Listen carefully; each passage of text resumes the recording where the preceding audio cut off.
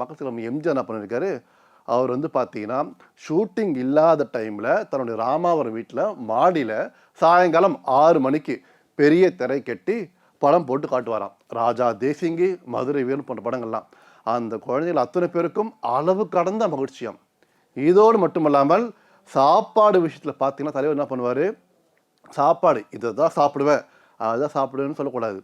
எவ்வளோ வேணாலும் சாப்பிடலாம், ஆனால் சாப்பாட்டை மீதம் வைக்கக்கூடாது. அதே மாதிரி பாகற்காய் பிடிக்க சொல்லக்கூடாது, அந்த பாகற்காயை உண்ண வேண்டும். அதே மாதிரி சாப்பிட்ட முடிச்ச பிற்பாடு யார் சாப்பிட்டாங்களோ அந்த தட்டை அவர்கள் தான் சுத்தம் செய்ய வேண்டும். மக்கள் திலகம் எம்ஜிஆர் என்ன பண்ணுவாராம், ஓய்வு நேரங்களில் வீட்டில் இருக்கும்போது, அதாவது இயரா தொக்கு சாப் செய்வாங்களாம். அதை ஒரு பெரிய கிண்ணத்தில் அந்த சாப்பாடை போட்டு நல்லா உருண்டை பிடிச்சி அத்தனை குழந்தைகளுக்கும் அள்ளி அள்ளி கொடுப்பாராம்.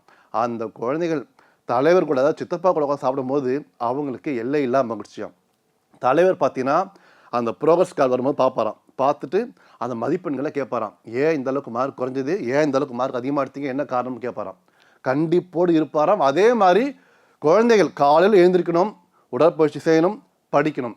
இதெல்லாம் தலைவர் பார்த்தீங்கன்னா அந்த குழந்தைகளுக்கு தன் வாழ்நாள் முழுவதும் கற்றுக் கொடுத்தார்.